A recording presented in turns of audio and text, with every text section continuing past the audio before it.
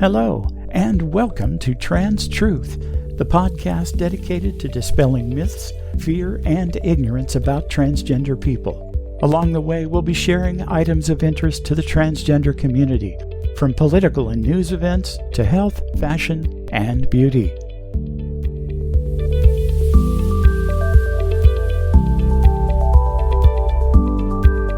And now, let's have a look at some news items that should be of interest to our listeners.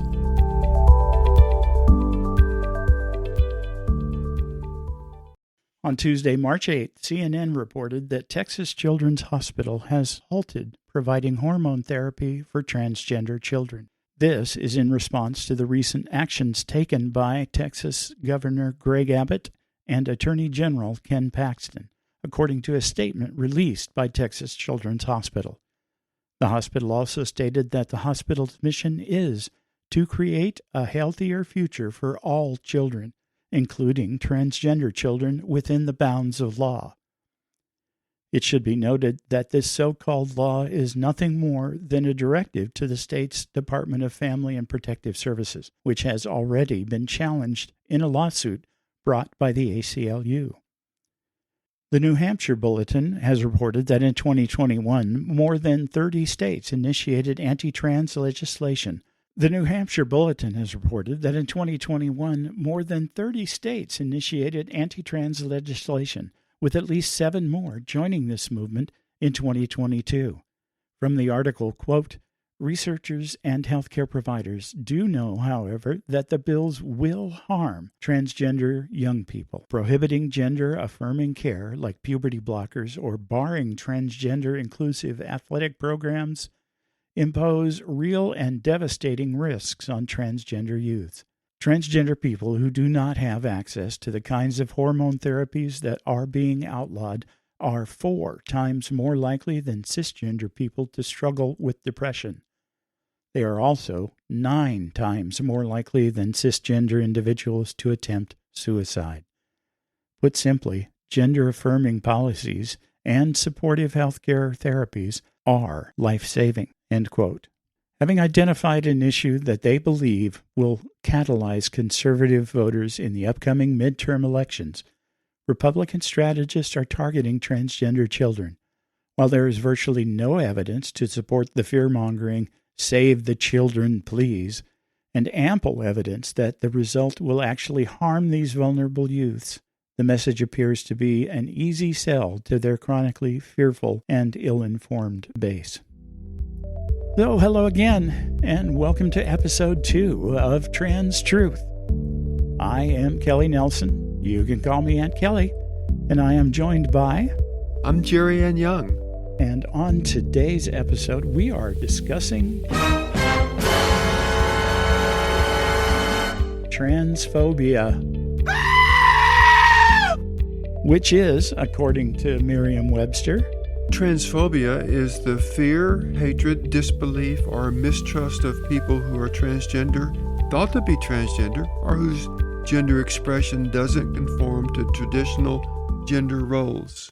It takes on many forms, including negative attitudes and beliefs, aversion to and prejudice against transgender people, irrational fear and misunderstanding, disbelief or discounting preferred pronouns or gender identity, derogatory language and name-calling, and bullying, abuse, and even violence. I think all that is summed up by something I recently read on transactional.org.uk, talking about transphobia and what it means in practice. And they say, quote, "The core value underlying all transphobia is a rejection of trans identity and a refusal to acknowledge that it could possibly be real or valid." Close quote. Mic drop. I think that sums it up, at least in my mind, very succinctly. The effect of transphobia is to invalidate us, to make us go away, to make us disappear, to render us invalid. So I guess that covers the dictionary definitions of transphobia. What's it look like? Give us some historical perspective. Well, Kelly, interesting enough, transphobia is not a consistent factor across time and culture. People's acceptance of gender diverse individuals vary substantially, and it's highly dependent on group identity and local culture. In fact, some societies have a long-standing culture of respect towards individuals whose gender identity is not what would be expected for their assigned sex at birth. And I've got a perfect example of that. A few years ago, I was invited by some Latina trans friends of mine to a Dia de los Muertos celebration. And during that celebration... Well, hang on. For our non-Spanish speaking listeners, tell us what Dia de los Muertos is all about. Dia de los Muertos is a... Day of the Dead is the translation. Right. But, it translates Day of the Dead. It sounds pretty scary, but basically it's an ancient ritual where the Hispanic culture honors and celebrates their ancestors. And it's pretty touching, pretty moving. Anyway, at this celebration, there was a Mayan shaman doing a cleansing ritual, a purification ritual. And I was informed that in the Mayan culture, shaman were held in high regard and almost always became the shaman of the village or the shaman of the social group. Because the transgender people were the shamans. Transgender people, that's right. Wow. Because it was believed that transgender people had special knowledge, skills, or powers. Quite different than the culture we have here in the United States and in much of the rest of the world also. Well, I was going to say, I know I have special powers. Yeah, you wish. But, to the contrary, there are other cultures, ours in particular, who are more inherently hostile towards transgender people. So it's, as much as anything, if not wholly, a cultural thing, a learned thing. There are cultures where that fear doesn't exist.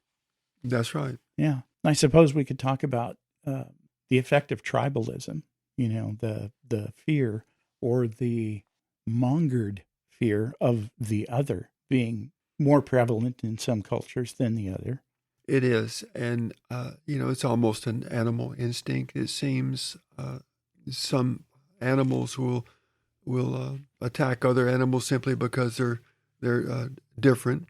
And I think some people are the same way. They just fear anyone who is different.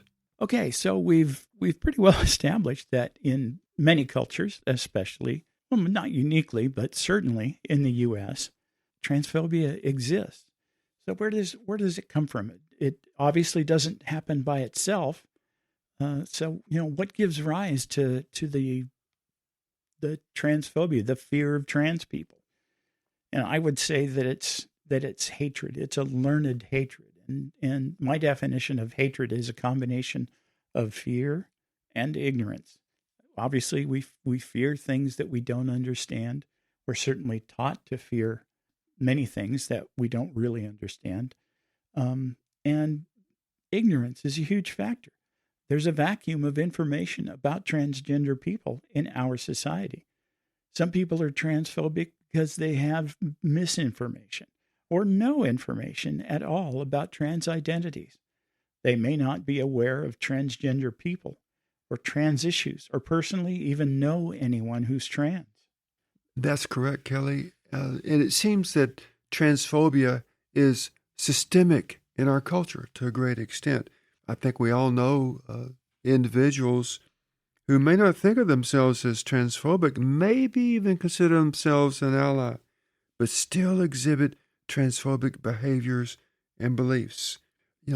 Systemic transphobia is just joins some other systemic beliefs in our culture that are harmful, like systemic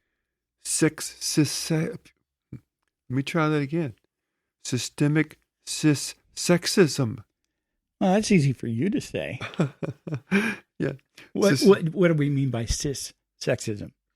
Well, we know what sexism is, and the prefix cis just means from birth. A cis woman is a woman identified at birth and identifies as a woman, so she would be considered a cis woman. But cis sexism, pertaining to sexism against, say, women identified at birth, is prevalent in our society, as is racism. Racism is another harmful systemic belief. I suppose it's almost cliche, but I feel like I still have to interject here. 150 years ago, everybody just knew that the African American race was inferior to the white race. And it was just a given in society. That's correct. That was a belief, and I think that's part of how it infected the system and became systemic. There, we recently have witnessed lots of things through the media regarding the black community and Black Lives Matter. Kelly, I live in a very diverse neighborhood, and my good friend across the street is an African-American woman. And the other day she had on a T-shirt, a black T-shirt with white letters, and the white letters simply said, "Stop killing us." Wow. A great example of systemic reflection of systemic racism. We should totally hijack that phrase. So anyway, transphobia can be, it certainly is systemic in our culture, and it affects numerous aspects of the lives of transgender people. Just to kind of headline a few of them: education, housing, employment, health, well-being, medical care, and relationships. So, but I want to go down that road, but before we do, I want to talk about another. Well, I should say underscore what we've said about the genesis of transphobia. The other real source that we've kind of hinted around is that there are disbeliefs, myths, and outright disinformation. Some believe that being transgender is a, quote, lifestyle choice rather than something we are born with. People may hold transgender beliefs if they were taught them by other people, including parents and families who encourage negative attitudes about trans people and who hold strict beliefs about traditional gender roles. And then there's exploitation in the media. And my best examples are Dr. Phil and Jerry Springer. Oh, Kelly, let me stop you right there and just relate to an experience I had. Occasionally, Dr. Phil would just be on TV and I could take or leave Dr. Phil. But the very last episode I watched and vowed never to watch again was an episode that featured a trans woman and the trans woman's spouse and children. And I witnessed Dr. Phil get all over that trans woman for being selfish. And that's when I vowed never to watch that program again. Here's a mental health professional, supposedly. Right. If I know nothing else about Dr. Phil, and I know quite a bit, that reinforces my opinion. That would make me discredit him completely. Here's a person who was born with a medical condition, transgender all their life, get to the end of the rope, can't stand it anymore, and has to make a choice between ceasing to exist or transitioning. And Dr. Phil accuses this person of being selfish. This is what we're up against. The ill-informed opinions of so-called experts that want to invalidate us, that make us the demon in the relationship or the issue. Well, let me break some of this stuff down. In 2015, there was an extensive study done, and The study surveyed 27,000 transgender Americans, and here's what the results look like. During childhood, half of those surveyed who were out as transgender before graduating high school had been verbally attacked. A quarter of them had been physically attacked, and 13% had been sexually assaulted, all because of their gender identity. Almost 1 in 5 of the respondents were mistreated so severely that they had to leave or change schools. 30% surveyed of the employed adults reported being fired, denied a promotion, or experiencing mistreatment at work because of their gender identity. Almost half of those individuals had been verbally harassed because of their gender identity.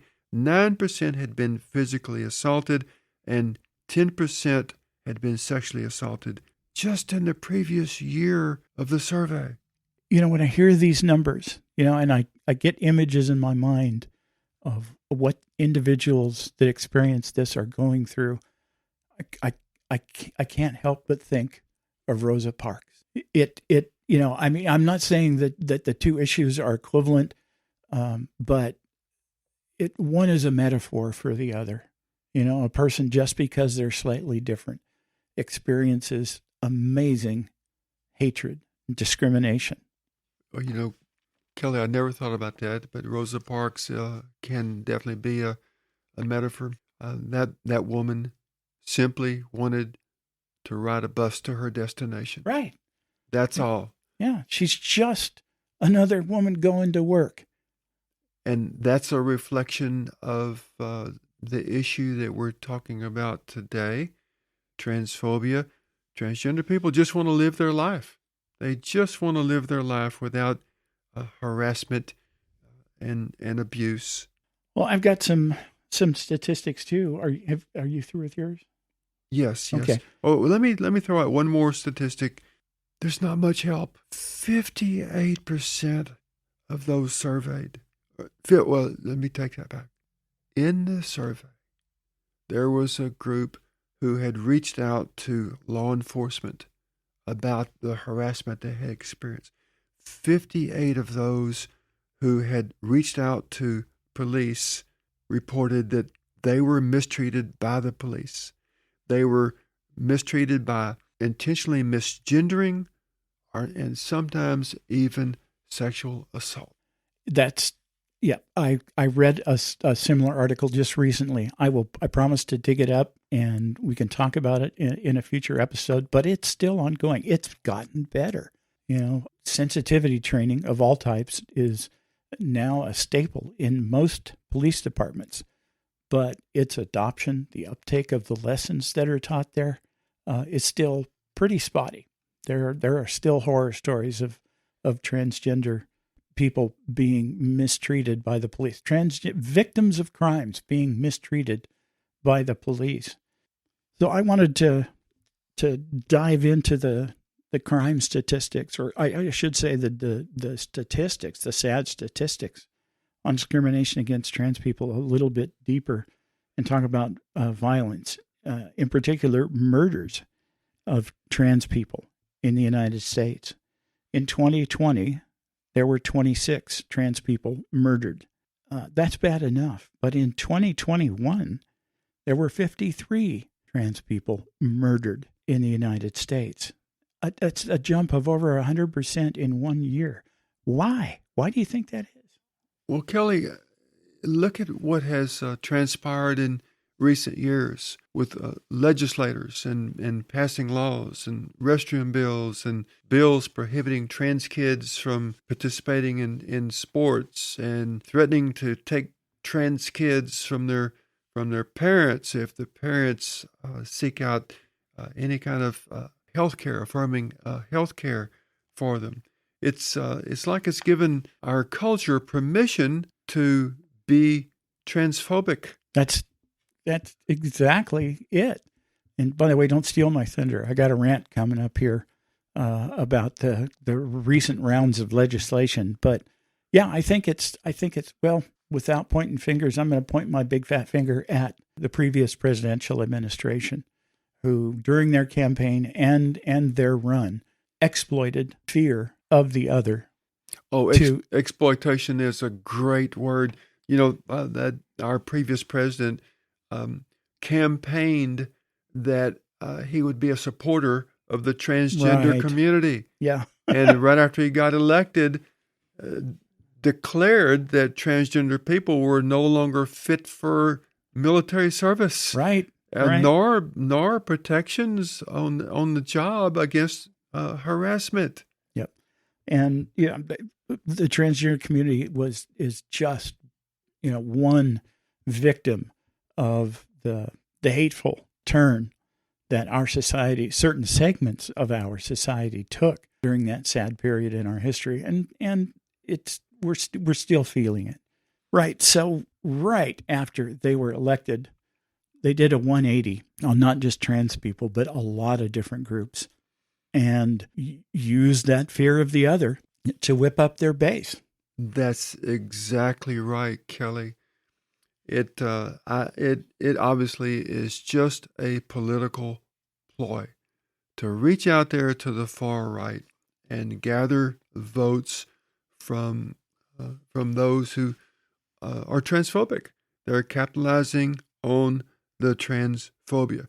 They are using power and permission to marginalize and discriminate and harass transgender people.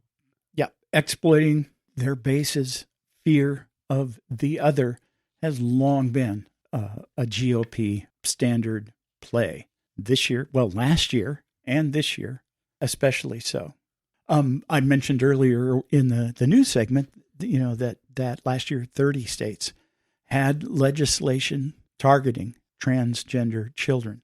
This year, I think we're at 37 or 38. It's probably going to go higher. And okay, here comes my rant. The reason for that is nothing more than a GOP strategy to get their base out to vote. This one is especially egregious because they're exploiting children. They're causing direct harm to a very vulnerable group. And to do that, they're telling lies.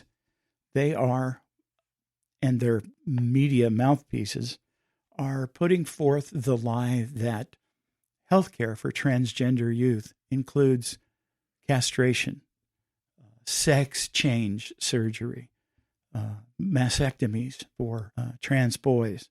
That doesn't happen. We in the community know that, but there's a big segment of the public at large that doesn't know that and who get their information from only isolated sources. And it sounds almost credible. It's a horrible thing to consider, but it's just not true. The healthcare for transgender youth typically involves, first of all, counseling to help them deal with the issues they face. And they are huge. As Jeri Ann mentioned earlier, they cause all kinds of unfortunate consequences, sometimes even resulting in a child having to be removed from one school and placed in another, or the family moving across town, across a state, even to a different state, because there is so much hatred and misunderstanding of the youth. But when it comes to health care, the things these kids need are a supportive counselor and reversible hormone therapy. Part of the lie is that these are going to sterilize these kids and so forth, but puberty blockers don't do that. It's so important for a child who has identified as the other gender to not have to go through the puberty associated with their sex that was assigned at birth. For trans girls, the puberty blockers prevent things like their voice changing and beard growth. Those are probably the two biggest things that are at issue, because those things are irreversible once they happen without a great deal of effort, if at all. For trans boys, it's the same thing. There's so much gender dysphoria that comes to those poor, unfortunate female at birth children when they reach puberty. Hormone therapy is a safe and effective treatment of their gender dysphoria. So I can't say, this being a family show, with the words I want to use for the cynical and hateful exploitation of the fear that their base has. It's disgusting. And, the really ironic thing is that I don't believe that these politicians who are putting forth all of these anti-trans youth healthcare laws really believe it. They just know that it incites their base, and gets them to vote for them. Like I said, it's a classic play. Kelly, let me point out something else that's happening, another effect, and that is something that I recently ran across. It's a different way of expressing something that just really makes sense when you break it down, and it's something called minority stress, and it's defined as the difficulty of existing in a society that considers you different or less than or dangerous because you're not part of the majority culture. Now, this speaks of a community, a minority group feeling stress, but the stress is felt individually. And the stress that transgender people feel as a result of the things that you have just described is compounded and is responsible for an increased risk of depression, anxiety, substance abuse, and even suicide. And you know what, Kelly? This is not a reflection of any problem with being transgender. Instead, it reflects the difficulty of existing in a world that is often openly hostile and transphobic. It is not a dysfunction of being transgender. It is a dysfunction of society. Okay. So we've pretty well defined transphobia and what it looks like, how it's being exploited. What can we do? What can trans people do? What can trans allies do? And my number one thing has always been engage. Be a part of the community. And I don't mean just the LGBT community. I mean society. Take every opportunity to normalize trans people for those who don't realize we are indeed normal. Okay, we're unusual, but our existence is because of a normal variation in the spectrum of gender identity. There have always been transgender people and always will be, and we deserve the same right to happiness. What was it? Liberty, the pursuit of life, liberty. Yeah. I heard from some source something like life, liberty, and pursuit of happiness. Right. Be a part of the community. Be out there. Correct misinformation and misconceptions on the spot. When you hear something that's untrue or hateful, call it out. Make corrections. Different situations are going to call for different approaches, but do not let those things stand. Outreach. Look for opportunities to speak truth about the nature of being transgendered. And political action. Know what your legislators are up to. In 2021, during multiple Texas legislative sessions, the regular sessions and multiple special sessions, over 40 bills were introduced attacking transgender and non-binary kids. It's probably happening in your state as well, if it already hasn't. And support. Be ready to provide it. Know where to find it. If you are listening to this podcast, regardless of your gender identity, you are an ally. What can you do? Kelly, let's go back to the definition of transphobia as stemming from fear and ignorance. Did you know that evidence suggests that knowledge is one of the best ways to fight against transphobia? In fact, we know that knowledge is power, but people who know more about transgender identities are less likely to hold transphobic beliefs. The knowledge that being transgender is a medical condition. You're born that way. You can't. Yeah, that doesn't seem to be common knowledge. It doesn't seem to be that complicated. It's not, but it's the folklore around transgender people is quite different. So, but if knowledge is the key, then those listening to this podcast now are armed with the knowledge. They have the power to make a difference. And we're not telling our listeners that everyone has to be a trans activist, whether you're trans or you're an ally. You don't have to be an activist, but you do have to be out there and help to normalize transgender people. Take every opportunity you can to show how normal you are. Jeri Ann is in the middle of something right now that puts her in direct contact with thousands of people a day. Isn't that right? That is right, Kelly. A few years ago, I volunteered with the Houston Livestock Show and Rodeo. 35,000 volunteers put on the largest rodeo on the planet, with the largest carnival ever known to man, with nightly performances by mainline entertainers, and that's traditionally a redneck culture. You think? Not an environment that a trans woman would be known to, any trans woman in her right mind would be known to walk into. But, Kelly, I've never been accused of being in my right mind. But it's been a remarkable experience. Oh my gosh! Yeah, what's that been like? You're in this environment, thousands of redneck conservative cowboy. I'm stereotyping here. The Houston Livestock Show and Rodeo draws in tens of thousands of people over its run from a major metropolitan area. But let me elaborate on that. Over 100,000 people every day. Somewhat over 2.5 million people in the 21-day run of the rodeo. Okay. So in your role there, you interact with a lot of these people directly. What's that experience been like? It's completely positive. Maybe I'll get a sidelong look every once in a while, but here's my strategy. I know that you are less likely to get messed with if you are valuable.